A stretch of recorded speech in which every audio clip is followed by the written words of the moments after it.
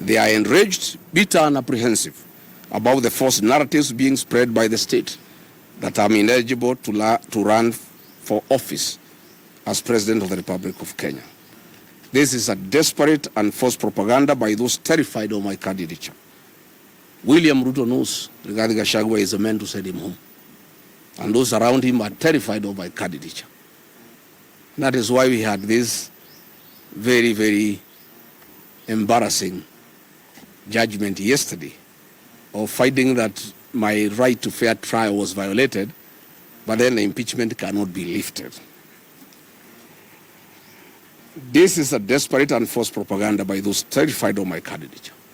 Article 99, Sub-Article 3 of our Constitution provides, in clear and ambiguous terms, that no person shall be barred from vying as a candidate in any election unless and until all avenues of appeal are exhausted.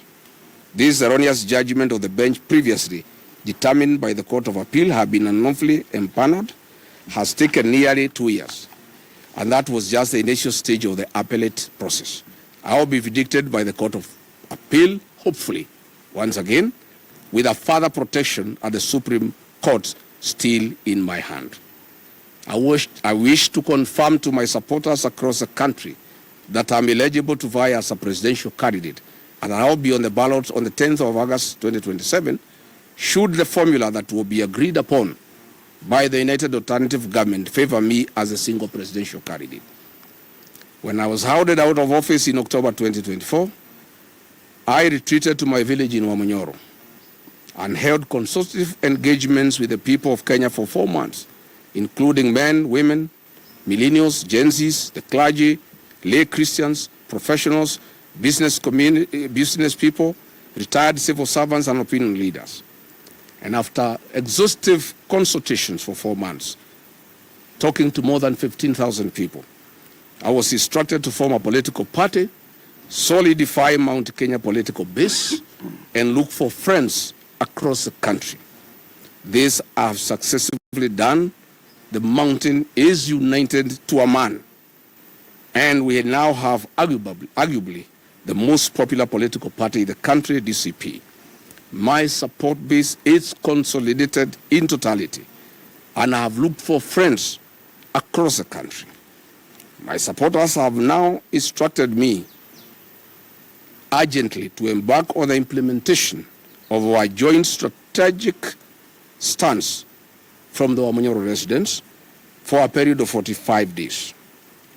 After a tour of Western Kenya, where I want to go and support my deputy party leader, Cleo Malala and Eugene Wamalwa over the weekend, from Monday, I'll come in Wamunyoro village for 45 days to start exhaustive and extensive consultations with my supporters and opinion leaders and stakeholders on the formula of identifying a single presidential candidate to face President William Ruto.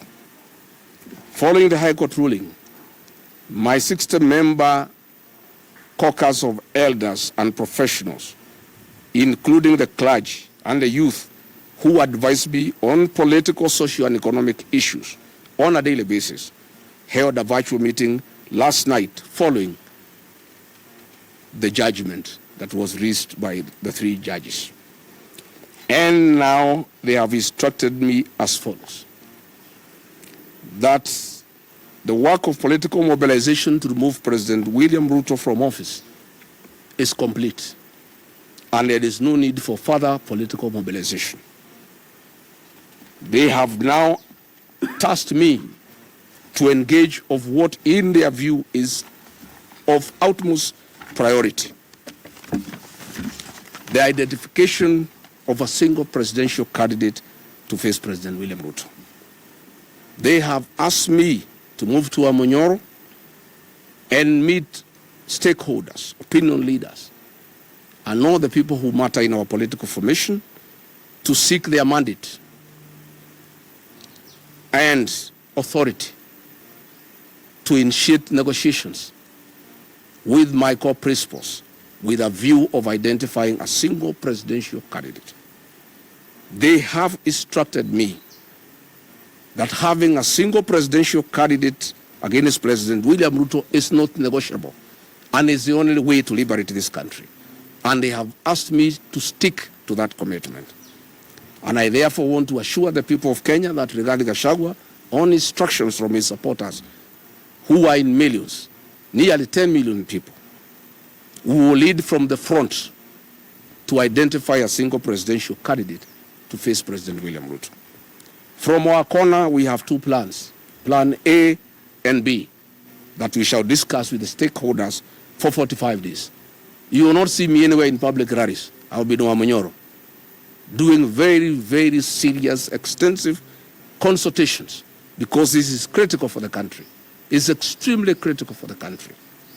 We have two plans. Plan A is to mobilize support from across the country in the event that my colleagues and the formula we shall agree on favor me as the presidential flag bearer. Plan B, in the event that the formula does not favor me as a single presidential candidate, to get mandate from my supporters to, jointly with the other core principles, identify a single presidential flag bearer to face President William Ruto. I want to reiterate and firmly state to the people of Kenya that I remain committed to work with my colleagues in the United Alternative Government towards the cause of a single presidential flag bearer. I remain hopeful that I will be that candidate for the election of the presidency.